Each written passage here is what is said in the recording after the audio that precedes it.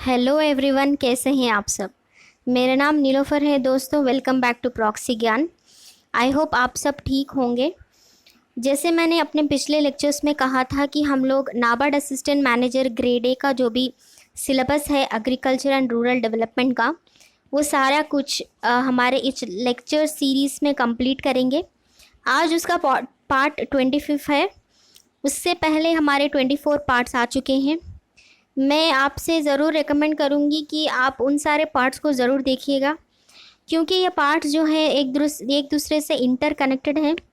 अगर आप एक पार्ट भी बीच में छोड़ देते हैं तो आपको आगे का टॉपिक जो है वो समझने में थोड़ी सी मुश्किल हो सकती है। आज का लेक्चर स्टार्ट करने से पहले एक छोटी सी इन्फॉर्मेशन आप सबके लिए।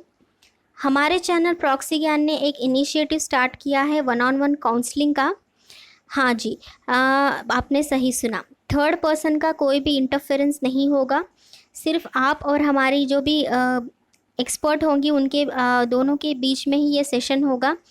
जो भी पूरी इन्फॉर्मेशन है वो कॉन्फिडेंशियल रहेगी, तो इस सेशन को आप ज़रूर बुक कीजिएगा। और कुछ जानकारी जानने के लिए हमारी वेबसाइट proxygyan.com को ज़रूर विज़िट कीजिए और हमारे चैनल को सब्सक्राइब कीजिए, लाइक कीजिए और शेयर कीजिए। और कमेंट कर ज़रूर बताइएगा कि आपको हमारे लेक्चर्स कैसे लग रहे हैं। अगर आपको कोई भी टॉपिक पर लेक्चर चाहिए तो आप कमेंट कर हमें ज़रूर बता सकते हैं। तो चलिए आज का लेक्चर हम लोग स्टार्ट करते हैं। आज का जो हमारा टॉपिक है वो है वाटर हार्वेस्टिंग स्ट्रक्चर्स के ऊपर। हम लोग देखेंगे कि वाटर हार्वेस्टिंग होता क्या है, और उसके बाद हम देखेंगे कि वाटर हार्वेस्टिंग के जो भी कैरेक्टरिस्टिक्स हैं या फिर उसके स्ट्रक्चर्स कैसे होते हैं। ये सारा कुछ हम इस लेक्चर में डिटेल से डिस्कस करेंगे। तो चलिए स्टार्ट करते हैं। तो पहले देखते हैं वाटर हार्वेस्टिंग होता क्या है। Water harvesting is basically refers to collection and storage of rain water. तो water harvesting is nothing but जो भी हमारा रेन वाटर होता है उसको कलेक्ट करना, या उस कलेक्ट करने के बाद उसको प्रॉपरली स्टोर कैसे करें, इसको हम बोलते हैं water harvesting. It helps in enhancing the water use efficiency with proper water harvesting structures the availability of water can B insured. जो भी हमारा रेन के द्वारा वाटर मिलता है उसको हम लोग एफिशिएंसी के साथ कैसे स्टोर करें, या फिर उसको हम लोग कैसे इंश्योर करें कि वो प्रॉपरली स्टोर्ड है, इसमें हम लोग थोड़े वाटर हार्वेस्टिंग टेक्निक्स को यूज़ करते हैं। उसी को बोलते हैं हम लोग water harvesting techniques. The collected and stored water can be utilised in lean season when there is shortage of water. जो भी हमारा वाटर हार्वेस्टिंग का मकसद है वो ये है कि जो भी हम लोग वाटर को कलेक्ट करते हैं एंड स्टोर करते हैं इस वाटर हार्वेस्टिंग प्रोसेस में, उसको हम लोग जो भी लीन सीज़न नथिंग बट जो भी ड्राई सीजन्स होते हैं जहाँ पानी की शॉर्टेज हो जाती है, जहाँ रेनफॉल नहीं होता, उस सीज़न में हम लोग इस वाटर हार्वेस्टिंग टेक्निक्स के द्वारा जो भी वाटर हम लोगों ने स्टोर किया है उसको हम लोग उन सीजन्स में यूज़ कर सकते हैं। तो वाटर हार्वेस्टिंग टेक्निक क्या होता है? Collection and storage of rain water to use it in lean seasons when there is a shortage of water, when there is no availability of water, right? जहाँ पर water की जो proper usage है वो efficiency के साथ हम लोग यूज़ कर सकते हैं, और जो भी अवेलेबिलिटी ऑफ वाटर है वो भी इंश्योर रहेगी। हमें ज़्यादा दिक्कत नहीं होगी कि वाटर हम लोग कहाँ से लाएं, वाटर हमारे पास प्रॉपरली स्टोर्ड रहेगा। तो ये इसके लिए हम लोग वाटर हार्वेस्टिंग स्ट्रक्चर्स को अपनाते हैं। डिफरेंट टाइप्स ऑफ हम लोग प्लानिंग करते हैं, और जो भी इनिशिएटिव्स हमें चाहिए होती है वो सब करते हैं। हमें एक प्लानिंग से लेकर उसको हम लोग कैसे स्टोर करें, उसको कलेक्ट कैसे करें, ये सारा कुछ होता है वाटर हार्वेस्टिंग स्ट्रक्चर्स में। Water harvesting structures plays an important role in irrigation. जो भी हम लोग वाटर हार्वेस्टिंग के द्वारा वाटर को स्टोर करते हैं वो इरिगेशन में बहुत ही ज़्यादा काम आते हैं।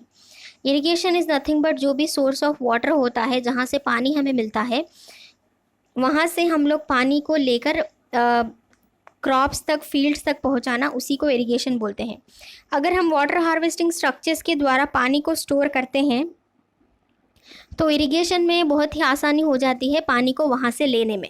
इरिगेशन के लिए दूसरी जगह हमें पानी को लेना नहीं पड़ेगा। अगर हम लोगों ने खुद अपने ही एरिया में अगर कोई भी वाटर हार्वेस्टिंग स्ट्रक्चर के द्वारा हम लोगों ने वाटर को हार्वेस्ट किया हो, नथिंग बट स्टोर किया हो, तो इरिगेशन में हमारी आसानी हो जाएगी। In dry season the supplemental irrigation can be provided through stored water. जो भी ड्राई सीज़न होता है वहाँ पर हम लोग सप्लीमेंटल इरिगेशन प्रोवाइड कर सकते हैं। सप्लीमेंटल इरिगेशन का मतलब है जो भी नॉर्मल इरिगेशन होता है उसके द्वारा सप्लीमेंट इन द सेंस जो भी ज़्यादा ऐड ऑन होकर हम लोग इरिगेशन प्रोवाइड कर सकते हैं। जहाँ पर भी हमने वाटर स्टोर किया है वहाँ से इजीली हम लोग वाटर को प्रोवाइड कर सकते हैं प्लांट्स के लिए। कोई भी दिक्कत नहीं आएगी कि प्लांट्स ड्राई हो जा रहे हैं, तो जो भी वाटर हमने स्टोर किया है वहाँ से इरिगेशन आसानी से कर सकते हैं। सो ये वाटर हार्वेस्टिंग स्ट्रक्चर का ये बहुत ही ज़्यादा फ़ायदा होता है इरिगेशन में। तो इरिगेशन में इसका बहुत ही इम्पॉर्टेंट रोल होता है। Apart from this harvesting structure, aimed at harvesting structure and groundwater to prevent the losses through evaporation and seepage. Water harvesting structure का तो एक फ़ायदा होता है इरिगेशन का, उसके अलावा एक और फ़ायदा होता है जो भी ग्राउंड वाटर होता है वो एवापोरेशन के द्वारा या फिर सीपेज के द्वारा चला जाता है।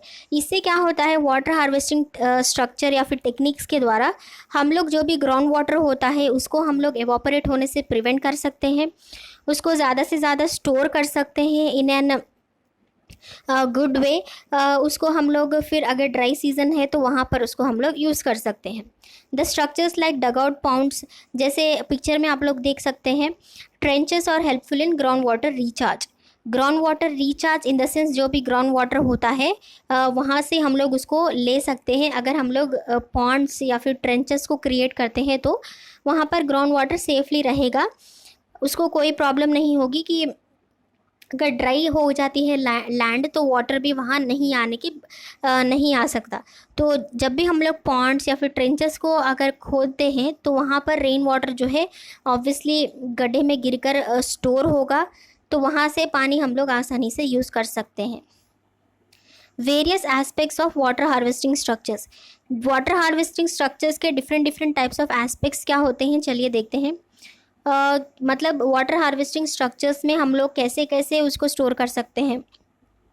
पहले तो फार्म पॉन्ड्स और यूज्ड फॉर सरफेस स्टोरेज। जो भी पॉन्ड्स होते हैं फार्म रिलेटेड, मतलब जो भी हम लोग कल्टीवेशन कर रहे हैं वहीं आसपास कहीं भी फार्म पॉन्ड्स होते हैं, वहाँ पर हम लोग सरफेस का वाटर जो है उसे स्टोर करने के लिए फार्म पॉन्ड्स बनाते हैं।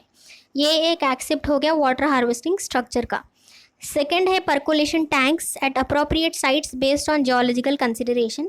हम टैंक्स भी बनाते हैं, जहाँ परकोलेशन टैंक्स बनाते हैं जहाँ भी ज़रूरत हो, जियोलॉजी को कंसिडर रखते हुए, जहाँ भी एरिया प्रॉपर अप्रोप्रिएट एरिया को ध्यान में रखते हुए हम लोग टैंक्स भी बनाते हैं, वहाँ भी हम लोग वाटर स्टोर कर सकते हैं। उसके बाद है roof water harvesting tank to harvest rain water using roof as catchment. Roof water harvesting tank, जहाँ हम लोग रेन वाटर को हार्वेस्ट करते हैं एक रूफ को यूज़ करके, जहाँ पर वाटर जो है रेन वाटर जो है इजीली एक रूफ के अंडर आकर स्टोर हो जाता है। फोर्थ वन है wells, obviously artificial recharge. Wells जो है हम लोग रेन वाटर जो है उनमें आसानी से स्टोर हो जाता है। उसके बाद है surface water bodies, control of evaporation.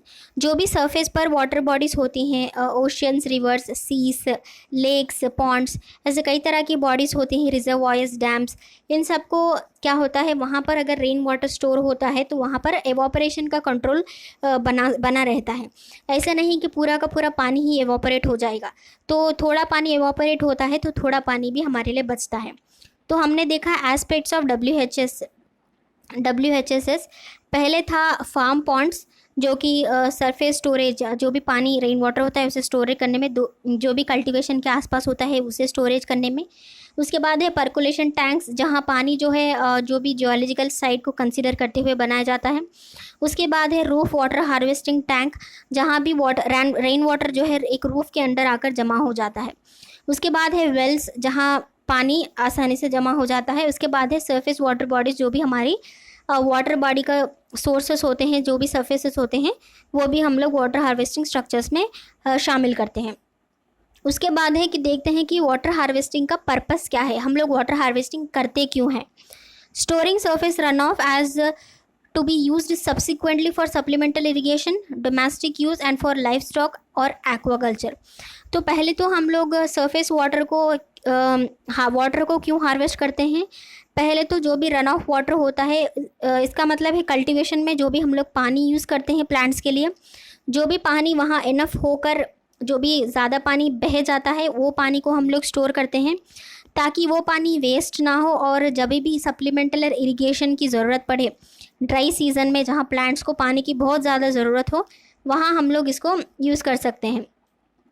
कि पानी को वेस्ट ना करते हुए उनको एक और जगह हम लोग उसको यूज़ कर सकते हैं, या फिर डोमेस्टिक यूज़ के लिए भी यूज़ कर सकते हैं, या फिर लाइव स्टॉक या एक्वाकल्चर के लिए भी यूज़ कर सकते हैं। डोमेस्टिक यूज़ के लिए जहाँ भी घरों में कोई भी पानी की ज़रूरत हो तो वहाँ यूज़ कर सकते हैं।